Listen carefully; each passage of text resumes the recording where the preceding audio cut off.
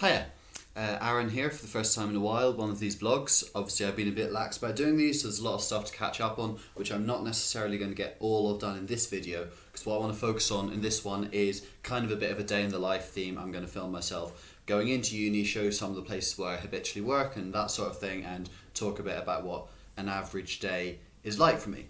I'm also sitting directly in front of a window here, which seems to be making my face appear kind of washed out, like a pale, cold, deathly light emanates from the skin of my face, which it doesn't, usually. I'm here in a new flat, actually. I wasn't living here when I was doing the previous vlogs. Myself and my girlfriend have moved into a new flat, and you can see we're profoundly blessed to have a study, which is a room with bookshelves in. So actually this is quite a good place to start a day in the life kind of thing, because this is a room where I spend a lot of the days in my life. You can see it has a sofa. I sit on that sofa and read books. I pick up this glass of water and drink from it. I'm going to narrate every single action in my day. This video is going to be 24 hours long. Actually, just a quick note I should make before we go out into the world is that I don't really have a day in the life in terms of a set routine, and in some ways that's what I've struggled with most with the PhD so far. Is I expected it to be self-directed. I've really found out what that means. My day, my weeks even, are astonishingly self-directed, apart from an occasional deadline or event that I need to go to.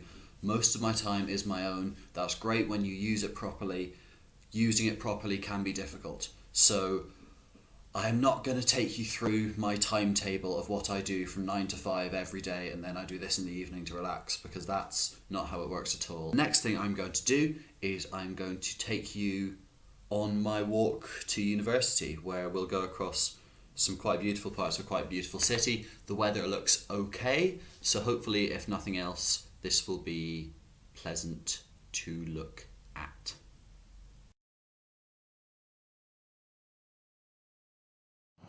So I've just sort of loitered around my street like a weirdo for a few seconds while I tried to make sure that I wasn't walking directly behind or in front of somebody who might not want to be in a vlog.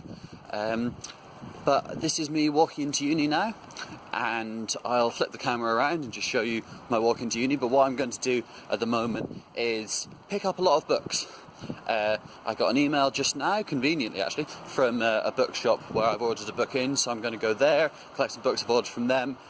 And there's also a book that I'm reviewing for the James Tate Black Awards, which is judged by Edinburgh postgraduates in the first round, and I'm going to pick that up from the university.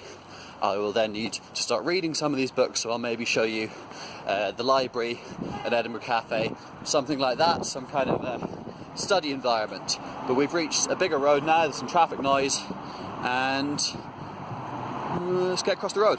I got across the road and I did not die, for these truly are the high-level life skills that you need if you're going to be a PhD student and not die.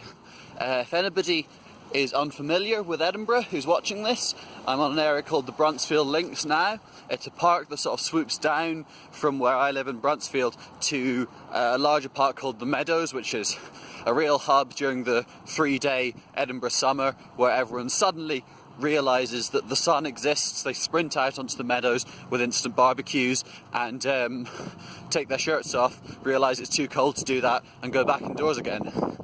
But I'll shut up now, and we'll maybe do that thing where we speed the film up and make it look like I'm walking really fast.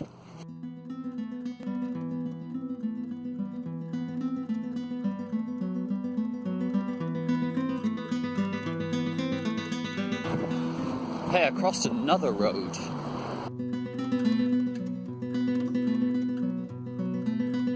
If I can go into tour guide mode for a moment now, you see the meadows are kind of down here to the left. What you see rising up behind them there, that's the Salisbury Crags, and then to the right of those, that higher peak there is Arthur's Seat, which is just sort of awesome small mountain in the middle of this city, because it's a pretty great city.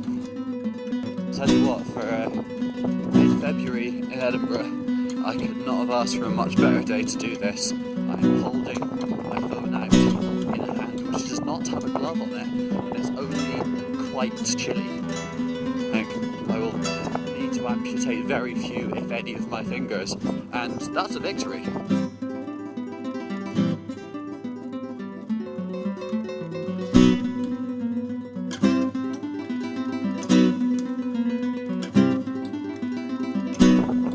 Crossed another road.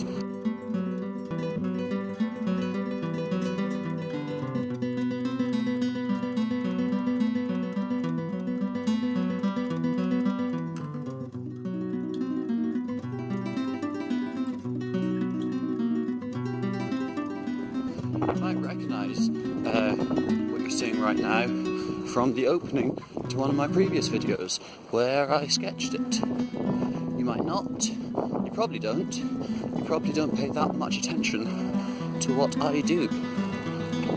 You are very wise.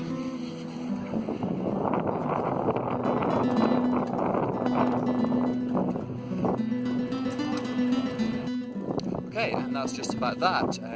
Sort of 15-20 minute walk into uni I've got.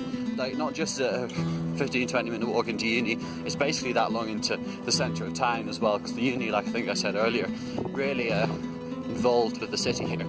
You can just see behind me here, this building with the little white pillars, that is number 50 George Square, which is where School of Literature, Languages and Cultures is housed, and that is my first destination today, because I have to pick up a book that I'm reviewing for the James Tait Black Awards there. After that, I'll go to Word Power Books, great radical bookshop as it called itself, which is sadly possibly closing down soon, but I have a few books to pick up from there as well. And then I don't know how much that'll film, so the next thing you see might be a pile of books.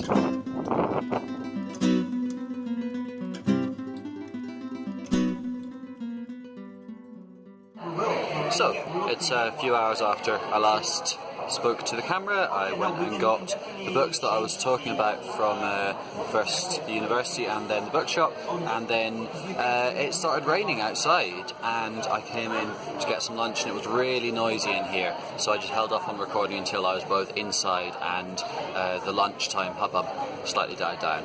Here is my pile of books. I've been taking some notes on this one, which is the Routledge Encyclopedia of Narrative Theory, and I'm about to eat this cake. And something else I can tell you about is that as well as doing this vlog, I'm going to be speaking about doing this vlog and the previous vlogs and some of the responses that I've had to them next week at an LLC Blethers event. So if you are Edinburgh based, then really recommend you come along to that, because I'm sure that you can sort of distract yourself by getting a drink during my presentation, which will only be a few minutes long, and then other people will be talking about interesting things. But also, if you've been watching these vlogs, it might be entertaining for you to hear about some of the responses I've had to them and some of the conclusions that I'm drawing so far from the process of making them. But for now, I'm going to get back to this large book and this medium-sized piece of cake. So there you have it. You can see I've got the library behind me again. I'm heading in the opposite direction to the earlier filming. Just heading home now, and I mean, maybe what I found is that a day in the life's a bit of a flawed concept when there's as little routine as there is really in what I'm doing with my PhD. Some days are a lot more social, some days are a lot more just sitting in chairs staring at books, and quite a lot of days are quite a lot like today. You know, I didn't actually say it was TV at the Students' Union, where I was sat down with my cake and my books. I did a little bit of, busting around. I sent some emails and stuff like that I didn't focus on because it's boring, and yeah, it's a motley assortment of activities really, which makes this video a bit useless for showing you what a day in the life of a PhD student is like, except to show you that there's probably no such thing as a regular day in the life of a PhD student. There's just little slices of life that altogether go to make up a great cake.